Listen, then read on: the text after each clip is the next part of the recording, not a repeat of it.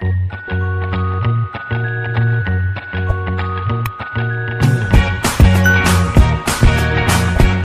Student, welcome to United Classes. तो इस वाले वीडियो में हम करने वाले हैं कौन सा चैप्टर, एडमिशन ऑफ पार्टनरशिप। तो मैंने पिछले वाले जो वीडियोस में आपको मैंने चैप्टर कराया है उसमें मैंने आपको क्या है सभी पॉइंट्स कुछ कुछ पढ़ा दिए बेसिक्स। तो वो वाले वीडियो आप जाके देख लीजिए जिससे आपका रिवीजन हो जाएगा। तो ये वाला क्या है, एडमिशन ऑफ पार्टनर्स। तो जब भी नया पार्टनर आएगा तो क्या होगा, अकाउंटिंग ट्रीटमेंट क्या होगी, पार्टनरशिप पे क्या इफेक्ट पड़ेगा, हम गुडविल का कैसे इफेक्ट देंगे, गुडविल कैसे कैलकुलेट करेंगे, यही सभी चीजें हम किस वाले वीडियो में देखेंगे, इस वाले वीडियो में देखेंगे। तो सबसे पहला क्या है, न्यू प्रॉफिट शेयरिंग रेशियो। तो नया पार्टनर आएगा, फॉर एग्जांपल चलो कि A and B were the partners in a firm sharing profit and losses equally. मतलब उनका रेशियो क्या था, 1:1। अब A and B decided to add a new partner in the firm. मतलब ए और बी ने अब सोचा कि अब एक नया पार्टनर चाहिए फर्म में। तो जब एक नया पार्टनर आएगा तो उसका नाम होगा सी। तो सी आया, तो अब जो नया प्रॉफिट शेयरिंग रेशियो बनेगा वो इन तीनों के बीच में बनेगा। तो क्या होगा, हमको new profit sharing ratio calculate करना पड़ेगा। तो जब भी आपको new profit sharing ratio calculate करना होगा तो आपको फाइंड करना होगा कि इन दोनों में से किसने सेक्रीफाइस किया और कितना सेक्रीफाइस किया। मतलब क्या, आपको फाइंड करना होगा सेक्रीफाइसिंग रेशियो। ये सभी सभी बेसिक रेशियोज, गुडविल की एंट्रीज सभी मैंने पिछले वाले वीडियोस में बता दी हुई है। तो आप अगर ये वीडियोस नहीं देखे पिछले वाले तो वो जाके देख लीजिए। फॉर एग्जांपल समझो कि आपको ओल्ड रेशियो दिया हो और न्यू रेशियो दिया हो तो आपको सैक्रिफाइसिंग रेशियो आसानी से मिल जाएगा। सैक्रिफाइसिंग रेशियो की क्यों जरूरत पड़ेगी, क्योंकि हमको गुडविल को डिस्ट्रीब्यूट करना होता है, इस वजह से। अगर आपको सैक्रिफाइसिंग रेशियो दिया हो और बाद में आपको ओल्ड रेशियो भी दिया हो, क्या ओल्ड रेशियो, तो आप उससे क्या फाइंड कर सकोगे, आप उससे फाइंड कर सकोगे न्यू रेशियो। तो न्यू रेशियो क्या होगा, न्यू रेशियो कैसे फाइंड करोगे, तो old minus sacrificing is equal to new. Old share minus new sacrificing share is equal to new ratio. But इसमें क्या होगा, इसमें ओल्ड माइनस न्यू, इससे मिलेगा आपको सैक्रिफाइसिंग, और अगर नेगेटिव में आता तो आपको मिलेगा गेन। अगर गेनिंग फाइंड करना तो आप क्या करोगे, आपको गेनिंग रेशियो दिया हुआ तो आप क्या करोगे, old ratio plus gaining is equal to new ratio. तो ये सब सिंपल क्या है, जब भी नया पार्टनर आएगा तो क्या होगा, बिजनेस में अपना प्रॉफिट शेयरिंग रेशियो उसका भी मिलेगा। मतलब ओल्ड पार्टनर तो जो डिस्ट्रीब्यूट कर रहे थे वो होगा ही, बट नया हम रेशियो क्रिएट करेंगे। क्यों, क्योंकि अब एक नया पार्टनर आ गया है और ओल्ड पार्टनरशिप की जो वो थे वो क्या हो जाएगा, एंड हो जाएगा, और फिर हम नया स्टार्ट करेंगे। इसलिए सबसे पहले हमको क्या फाइंड करना होगा, न्यू प्रॉफिट शेयरिंग रेशियो। अब आप गुडविल की कैसे एंट्री दोगे वो देखेंगे। तो सबसे पहले आपको यहाँ पे देख लीजिए, आपको पहले तो गुडविल बुक में दी होगी। बुक मीन्स आपको बैलेंस शीट साइड पे गुडविल दिया होगा, असेट साइड पे। अगर पहले से आपको गुडविल दिया हो और फिर नया पार्टनर ऐड हो जाए, for example A and B पहले से बिजनेस कर रहे थे और वो जब बिजनेस कर रहे थे तब बुक में मतलब असेट साइड पे आपको गुडविल दिया था। अब नया पार्टनर सी ऐड हुआ तब भी वो गुडविल होगा। तो पहला जो पुराना गुडविल होगा उसको आप क्या करोगे, डिस्ट्रीब्यूट करोगे बिटवीन द ओल्ड पार्टनर्स। क्या करोगे, distribute between the old partner. Existing goodwill will be distributed among the old partners. Means क्या होगा, एंट्री होगी goodwill account debit to old partners capital account. तो ये पुरानी वाली गुडविल किसके बीच में आप डिस्ट्रीब्यूट करोगे, ओल्ड पार्टनर्स। तो ओल्ड पार्टनर्स में कौन है, A and B, to A and to B. आप ऐसे भी लिख सकते हो। तो मैंने यहाँ पे सिंपली क्या लिखा है, old partners capital account, old partners capital account. अब यहाँ पे दूसरा पॉइंट आता है, जब भी नया क्या है, नया बंदा बिजनेस में आएगा, मतलब सी जब भी एडमिट होगा बिजनेस में तो क्या होगा, वो गुडविल लाएगा। गुडविल क्यों लाएगा, क्योंकि उसको प्रॉफिट शेयरिंग रेशियो में उसको शेयर चाहिए, इसलिए वो गुडविल लाता है। और कैपिटल क्यों लाता है, कैपिटल इसलिए लाता है कि उसको असेट और लायबिलिटीज में क्या चाहिए, शेयर चाहिए। ये मैंने आपको बेसिक वाले वीडियो में पढ़ा दिया है। तो ये क्या है, गुडविल यहाँ पे मैंने क्या गलत लिखा है, goodwill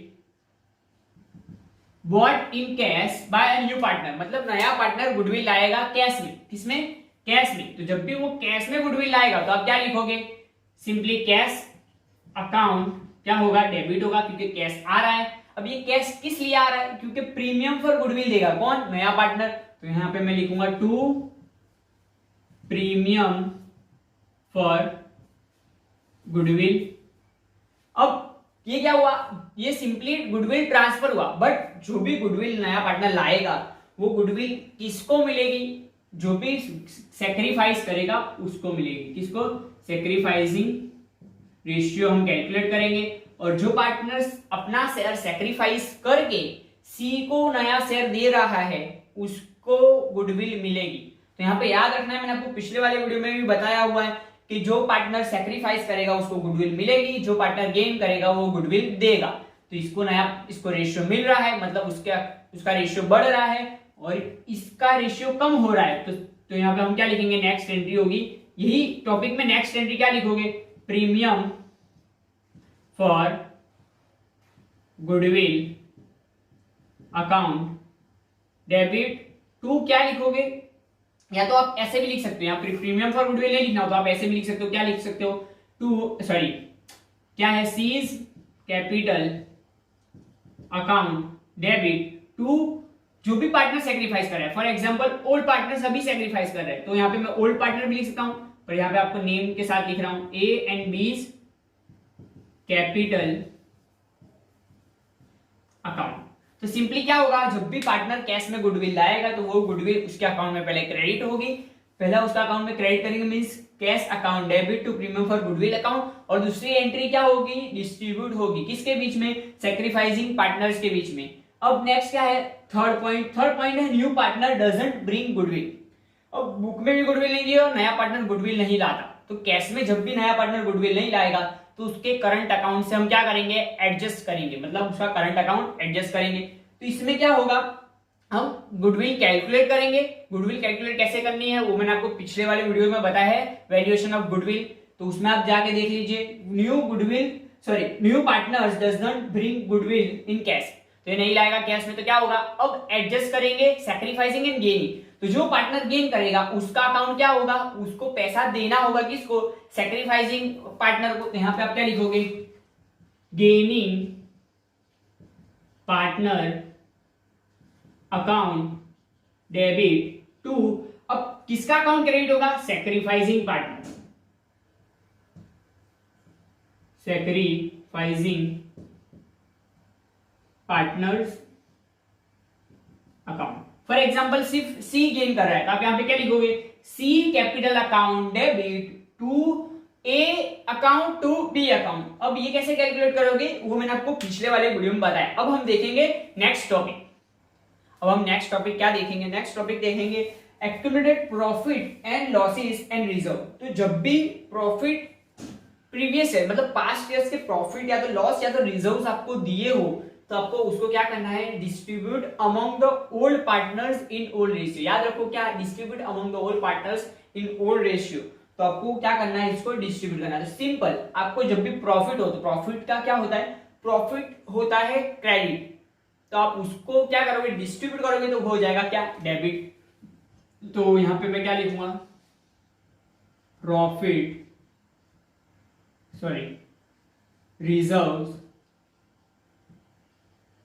reserves and accumulated profit account debit. अब यहां पे मैंने लॉस नहीं लिखा, सिर्फ प्रॉफिट लिखा है, क्योंकि लॉस का अकाउंट क्या, लॉस का बैलेंस क्या होता है, डेबिट बैलेंस। तो लॉस जब भी डिस्ट्रीब्यूट करेंगे तो उसको क्रेडिट करेंगे, और पार्टनर्स अकाउंट क्या करेंगे, partners account will be credited. तो यहां पे हम क्या लिखेंगे, to reserves and accumulated profit account debit to old partners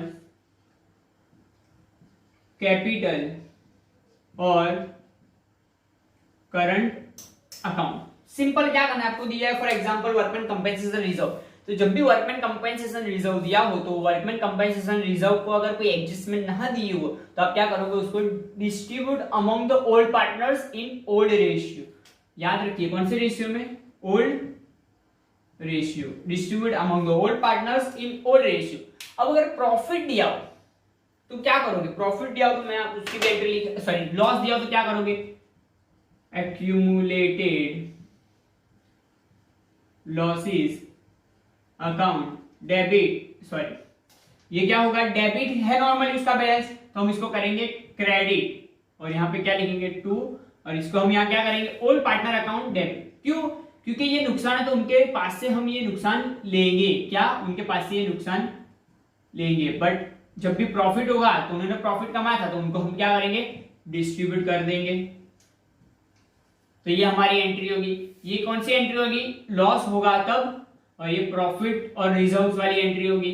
तो आपको क्या याद रखना है कि जब भी ओल्ड पार्टनर्स को कौन से रेशियो में डिस्ट्रीब्यूट करना है, reserves and accumulated profit old ratio में डिस्ट्रीब्यूट करना है। नए पार्टनर को इसमें से कुछ नहीं मिलेगा, क्यों, क्योंकि ये ओल्ड पार्टनर ने पास्ट में अपनी मेहनत से जो किया है वो किया है, तो उनके बीच में डिस्ट्रीब्यूट होगा, क्योंकि हम जानते हैं कि जब भी नया पार्टनर ऐड होगा तो पार्टनरशिप क्या होगी, एंड पे आएगी। अब हम देखेंगे next topic.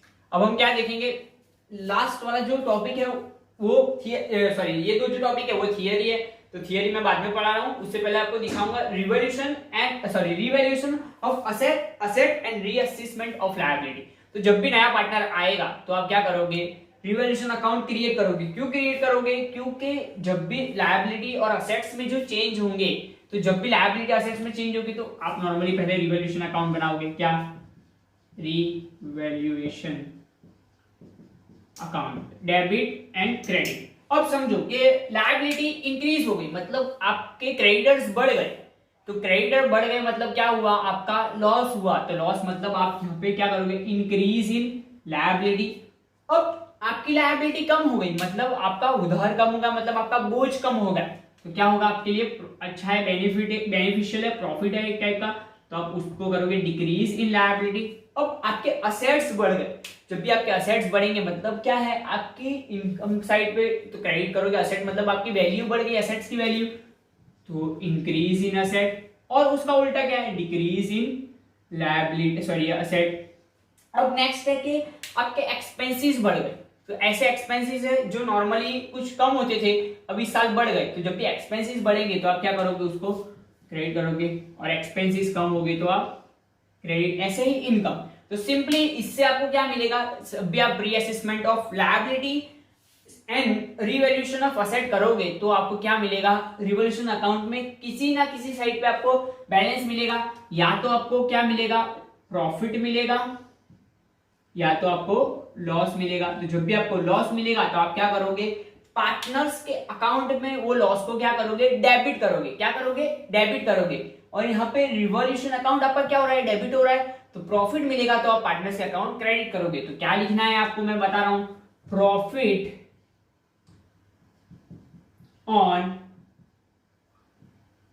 Revolution account debit to. अब यहां पे याद रखना, जब भी ये वाली जो एडजस्टमेंट कर रहे हो वो नए पार्टनर के लिए हम कुछ नहीं कर रहे हैं, सब पुराने पार्टनर के पास जाएगा ये पैसा, तो क्या लिखेंगे, ओल्ड पार्टनर्स कैपिटल और करंट अकाउंट। ऐसे ही अगर लॉस होता आप क्या लिखोगे, लॉस होता आप लिखोगे ओल्ड पार्टनर्स कैपिटल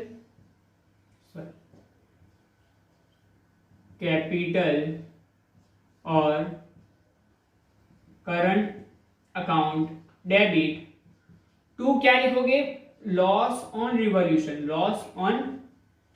रिवॉल्यूशन।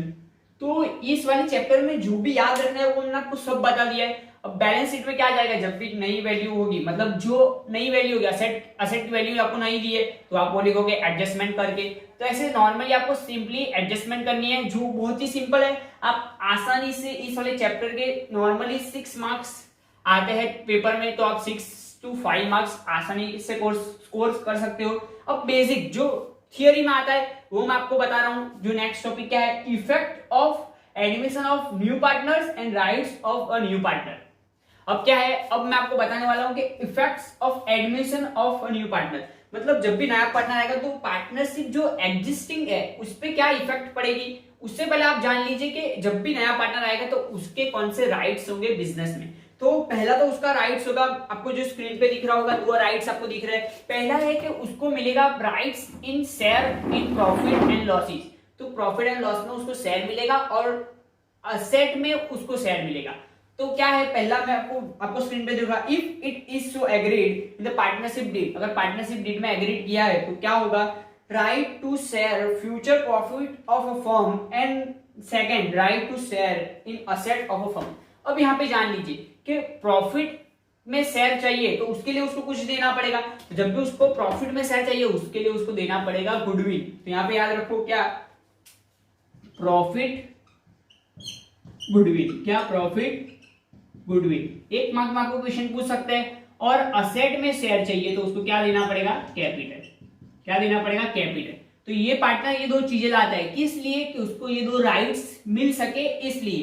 तो आपको याद रखना है ये दो चीजें। अब नेक्स्ट क्या है, इफेक्ट्स वाला पढ़ेंगे। तो पार्टनरशिप पे इफेक्ट क्या होगा एग्जिस्टिंग पार्टनरशिप पे। तो यहाँ पे नंबर 1 है, आपको स्क्रीन पे दिख रहा होगा, old partners come to an end old partnership comes to an end and new partnership comes into existence, however the firm continue। मतलब पुरानी पार्टनरशिप थी वो खत्म हो जाएगी और नई पार्टनरशिप एग्जिस्टेंस में आ जाएगी, बट फर्म कंटिन्यू रहेगी, फर्म क्लोज नहीं होगी। नेक्स्ट, न्यू और incoming partner become entitled to share future profit of the firm and the combined share of the old partner gets reduce. मतलब क्या होगा, नया पार्टनर आएगा तो उसको क्या होगा, शेयर मिलेगा, मतलब नया प्रॉफिट शेयरिंग रेशियो बनेगा। और combined share of the old partner मतलब पुराने पार्टनर का शेयर कम हो जाएगा बिजनेस में। फॉर एग्जांपल अभी 2 पार्टनर है बिजनेस में तो उनको 50-50% शेयर है, बट एक नया पार्टनर आ गया तो उनको कितना शेयर मिलेगा।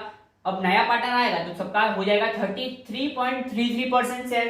तो ऐसे ही क्या होगा, पुराने पार्टनर का शेयर क्या होगा, कंबाइंड शेयर रिड्यूस होगा और नए पार्टनर को उसका शेयर मिला और नया प्रॉफिट शेयरिंग रेशियो क्रिएट हुआ। नेक्स्ट, न्यू और incoming partner contribute and agree amount of capital in the firm.